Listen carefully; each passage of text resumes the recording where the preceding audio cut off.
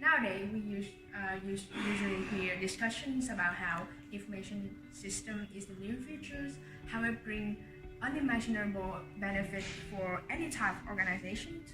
However, have you ever wondered how such technology brings benefit to you as an individual, and more specifically as a university student? How it also the way university manage student information as well as change millions and millions of student life. To understand more about the utilizations of information system in university, let's first look into how information management in university used to be done. Any other medium or big organizations, university have to handle a huge amount of data.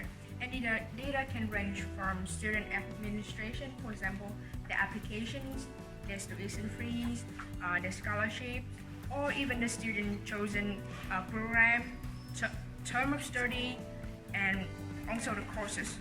And these are just for one student. Imagine have to handle the information for each and every one of them. Moreover, university also have to keep a close eye on internal information such as their human resource management or their financial management.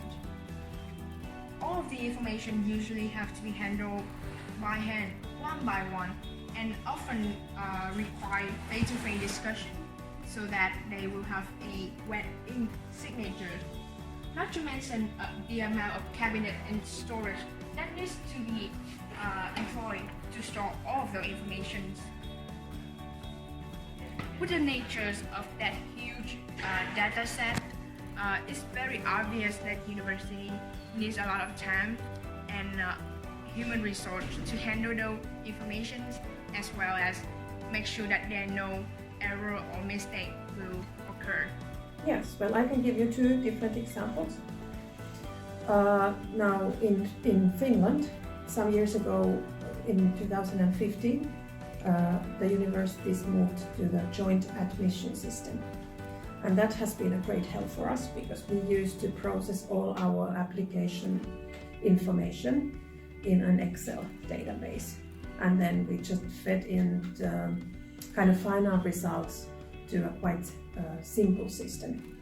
But now that we have Opintopolku, which is study info in English, in use, that has made our life a lot easier because now all the universities and the polytechnics will just feed in the application information to the system, and actually the applicants themselves fill in most of the information. So then the system automatically, when we create formulas to the system, calculates the admission scores and puts the applicants in the correct order of ranking. So that has been, of course, a great help for us.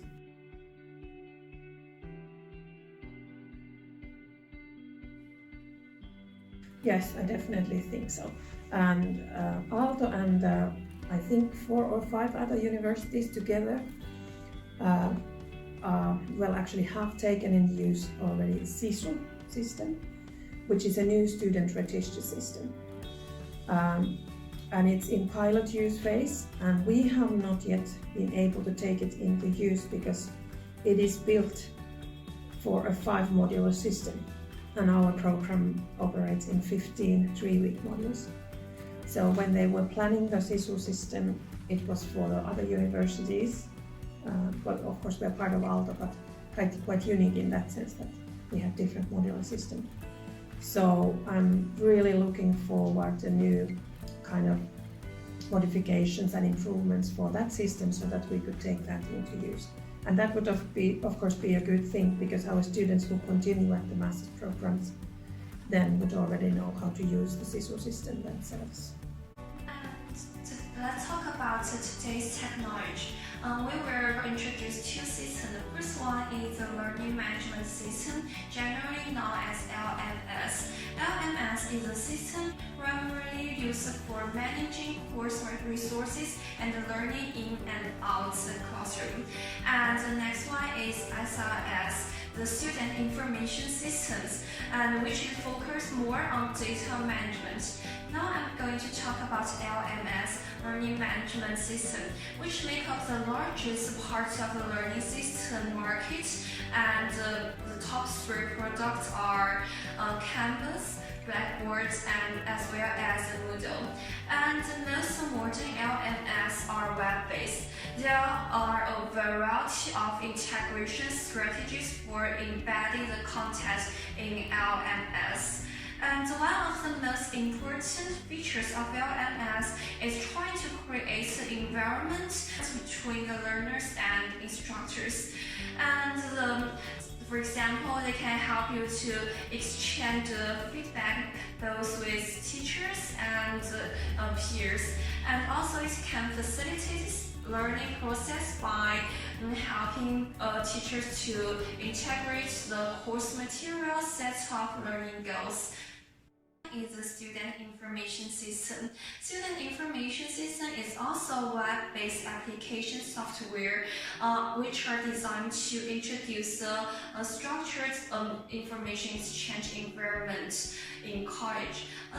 It can help to supervise all student-related activities, such as records of test results or some feedbacks from the teachers.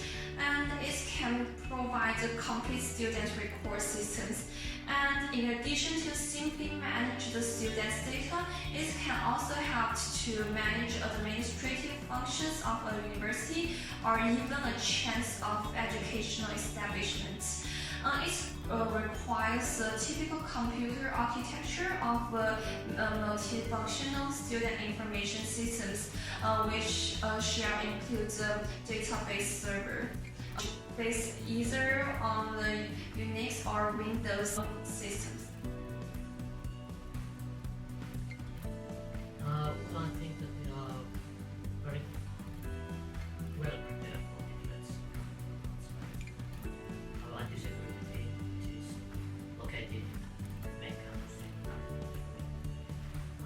skillful, and they are using technical tools and also trained end users. Also, they are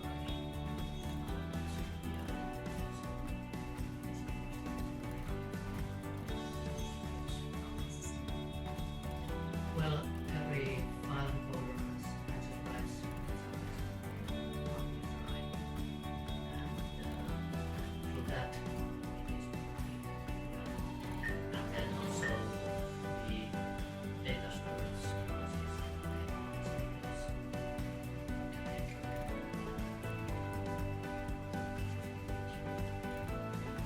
well, maybe some kind of chasing accounts and some malware systems and how we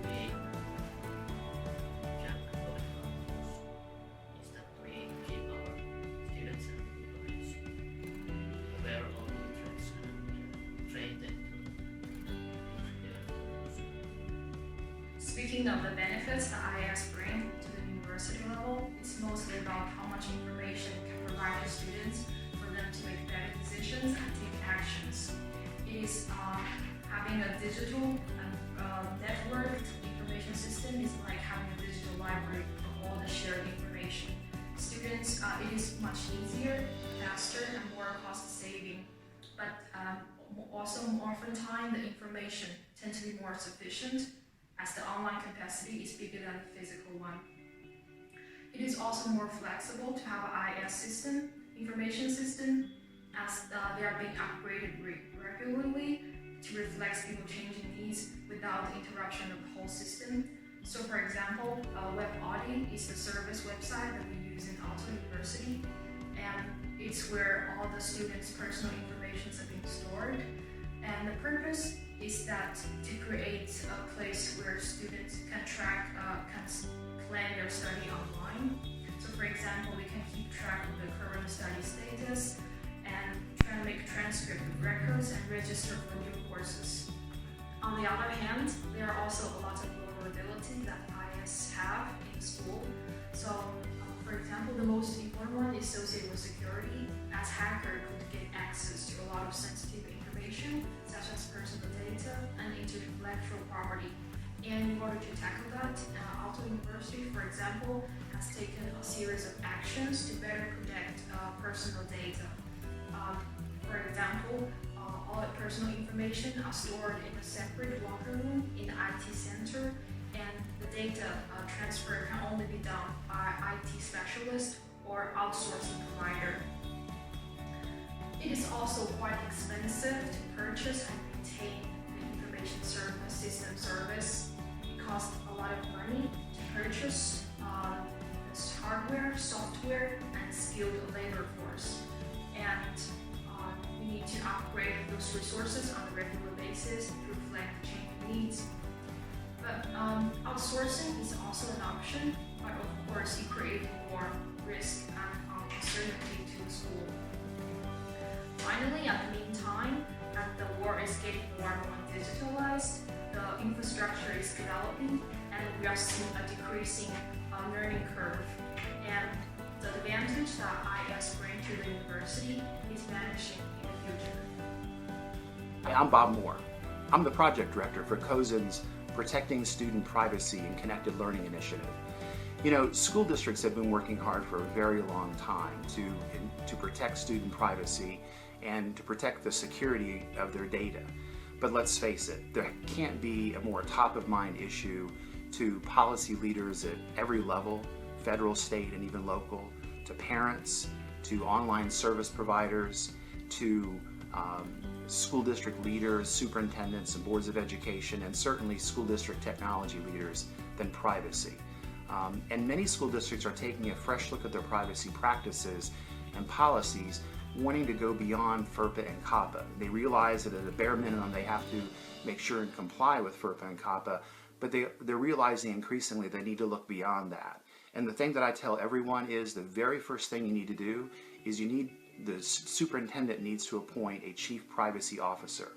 Now, in the vast majority of school districts, that's not going to be a dedicated full-time position, maybe in the very largest. But in most school districts, this is going to be another hat, I should say, that a district administrator is going to wear. And it needs to be a senior district administrator, not necessarily technology. That's not important. The important thing is that it's a senior district administrator who has an understanding of the issues and has the authority to make sure that the district policies and practices are carried out the way they need to ensure student privacy. You know, there's an old saying that when everyone's in charge, no one's in charge, and that can be a real challenge with privacy because so many people need to be involved, from purchasing and procurement to technology to academics, curriculum, even down at the principal and the teacher level, all have a hand in ensuring student privacy. But by the district appointing that chief privacy officer, then everyone will know who to look to when it comes to ensuring that privacy practices are carried out in the right way. And once you have that person appointed, then you can start to take the other steps that are necessary to ensure student privacy in this connected learning world that we're in today. So, in general, universities must prepare for a more advanced technology-enabled future with automation and artificial intelligence, in addition to online learning technologies. Universities will compete with students and remote students over the internet without living on campus or taking classes in person in the future. The structure for university information systems, because of growing big data, more people-driven processes, and self-learning, is important to plan and manage well in universities. For example, a centralized database in the cloud with 24/7 access and apps, which work on fixed and mobile platforms to access and print, etc., are part of this functional infrastructure. Some top universities with the most resources, funds, and expertise are responding among the first to the coming changes to higher education. This includes collaboration with organizations and local industries, forming partnerships with international universities and online teaching companies, or building remote remote learning programs on their own. High-tech online learning is the future. But future. At Aalto, with digital Aalto identity, more interactive and advanced technology. Possibly new applications with new features in addition to current My Courses, web audit, Aimo, Into, email and the wide variety of electronic resources of the Aalto Learning Center available also via remote connection. Systems in-house and in the cloud, private or public, become more integrated and mobile. Cloud technology enables even effective use of shared databases with other universities.